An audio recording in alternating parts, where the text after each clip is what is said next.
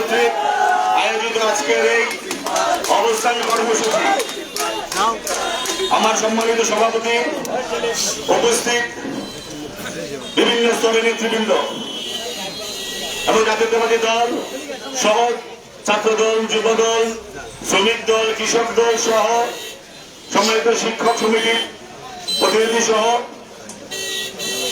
গফরগাঁয়ের জনগণের একাংশ, আসসালামু আলাইকুম রহমতুল্লাহ।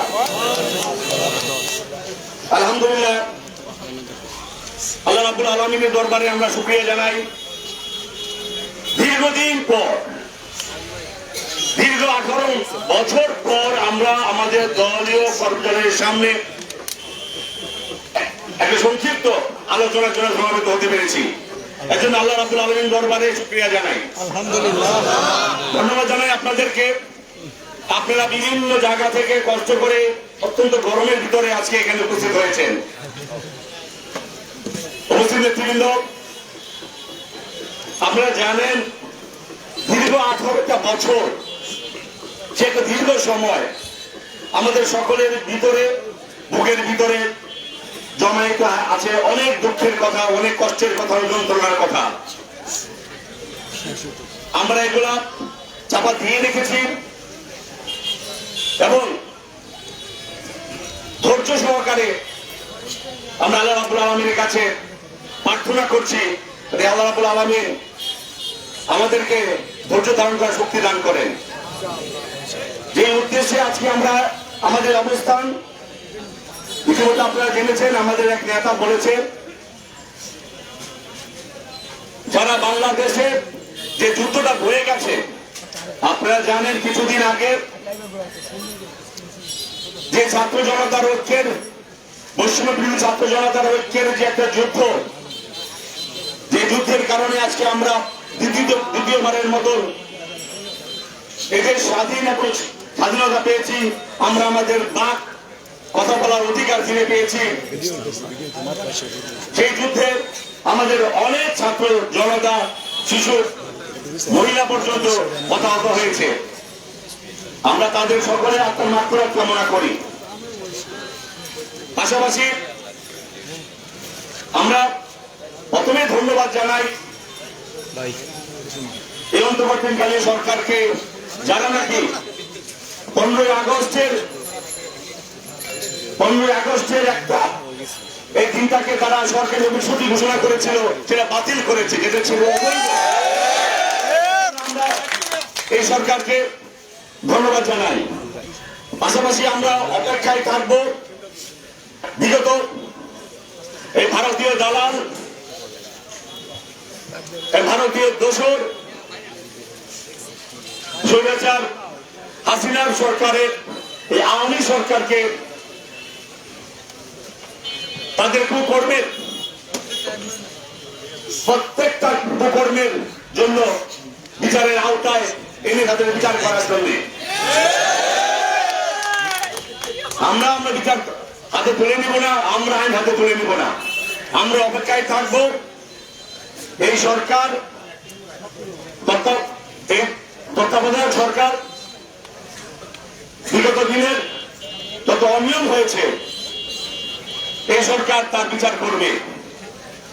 যদি ওনারা না পারে, আবারও আমাদের সেই ছাত্র জনতারা আবার ঐক্যবদ্ধ হবে, তাদের বিচার করবে। পাশাপাশি আমরা এই সরকারে থেকে এই আবেদনও জানাই যে সারা দেশে প্রশাসনকে যাতে সুন্দর করে নির্দলীয় ভাবে সাজায়, যাতে আমরা আবার সুশাসনের ফিরে আসতে পারি। প্রিয় ভাইরা, কথা অনেক, বলার সময় খুব সংক্ষিপ্ত। তারপরে আমি বলবো চোখের মহল, এই অশুভ শক্তি আবারও নানা জায়গায় মাথা চালা দিয়ে উঠছে। আমি বিশেষ করে তরুণ ভাইদেরকে বলবো, আপনারা সজাগ থাকুন।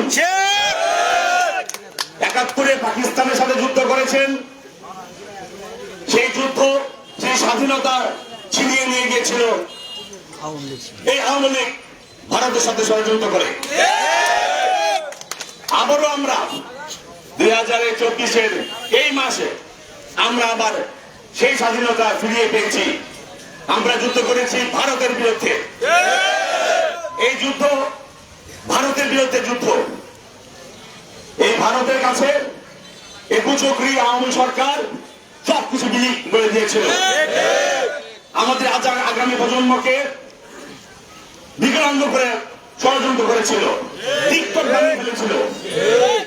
আল্লাহ লক্ষ শুকরিয়া, আমরা আবারও আল্লাহর রহমতে স্বাধীন হয়েছি। আমাদের এই স্বাধীনতাকে ধরে রাখতে হবে। কেউ বিভ্রান্ত হবেন না। বিশেষ করে যুবক ভাইয়েরা, আপনাদের প্রতি উদাত্ত আহ্বান থাকবে, আপনারা সবসময় সজাগ থাকবেন। এই কুচক্রী মহল, এই অশুভ শক্তি নানাভাবে আপনাদের বিভ্রান্ত করবে। আপনাদের পায়ে আবারও সে দাসত্বের শিকল বাঁধাতে চেষ্টা করবে। আপনারা খুব লক্ষ্য করে দেখেন আমরা আসলে কার বিরুদ্ধে যুদ্ধ করেছি। 71-এ যখন যুদ্ধ হয়েছিল আপনারা উর্দু কথা শুনেছেন। এইবারে মোবাইলের যুগে এই সময়েও আমরা দেখেছি এই আন্দোলনকে দমানোর জন্য হিন্দিতে কথা বলতে। আপনারা শুনেছেন কিনা?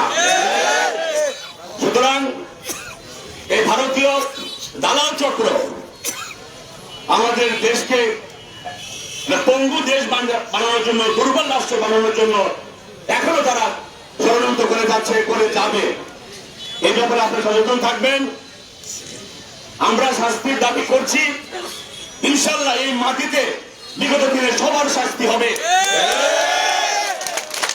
পিলখানার হত্যারও বিচার হবে, হেফাজতের বিচার হবে। আমাদের জাতীয়তাবাদী দলের হাজার হাজার নেতা কর্মীরা যারা নাকি গুম হয়েছে, খুন হয়েছে, এখন অনেকে নিখোঁজ আছে, তাদেরও বিচার হবে ইনশাল্লাহ। আপনারা ইতিমধ্যে অবগত হয়েছেন তাদের সুবিধাভোগী কিছু দরবেশ, নামধারী দরবেশ একে একে সকল কালো বিড়াল বেরিয়ে আসবে ইনশাল্লাহ। আপনারা ঐক্যবদ্ধ থাকেন। ছাত্র জনতা ভাইয়েরা আপনারা ঐক্যবদ্ধ থাকেন। জাতীয়তাবাদের বিশ্বাসী যারা তারা ঐক্যবদ্ধ থাকেন। ইনশাল্লাহ বিচার একদিন হবেই তো হবে। আর মনে রাখবেন এই কুচক্রী অশুভ শক্তি যেন কোনো সমস্যা চালাতে না উঠতে পারে। আমরা গফরগাঁয়ে শান্তিপূর্ণ অবস্থানে বিশ্বাস করি। আমি উদাত্ত আহ্বান রাখবো গফরগাঁয়ের সকল মানুষকে। আমি আমার বিশ্বাস থেকে বলছি, আমরা সহ অবস্থানে বিশ্বাসী। আমরা ছাড় দিয়েছি, এর মানে এটা না আমরা ছেড়ে দেই নাই। সুতরাং যদি আপনারা শান্তি বজায় রাখতে চান এবং আমরাও শান্তিতে আপনাদের রাখতে চাই, সকলে মিলেমিশে আমরা থাকতে চাই, সুতরাং ওই দিকে আপনারাও সজাগ থাকবেন। অনুরোধ থাকবে আপনাদেরকে যে আমরা বাজার সহ সকল বিষয়গুলোকে আমরা শান্তিময় রাখবো। এর জন্য সকলের ঐক্যের দরকার এবং সকলে মিলে আমরা কাজ করব। কথা অনেক ছিল, সংক্ষিপ্ত আকারে কথাগুলো বলা যাচ্ছে না। তারপরেও আবারও ধন্যবাদ জানাচ্ছি আপনাদের সকলকে, বিশেষ করে যারা দূর থেকে কষ্ট করে আমাদের সাথে এখানে এসেছেন। আপনাদের সুস্বাস্থ্য মঙ্গল কামনা করছি। আগামীতে আরো কথা হবে। আবারও আপনাদেরকে বলছি সজাগ থাকবেন। কুচক্রী মহল যাতে আমাদের এই শান্তি শৃঙ্খলাকে কোন বিঘ্নিত না করতে পারে, এই আশাবাদ ব্যক্ত করে আবারও বিচারের দাবিতে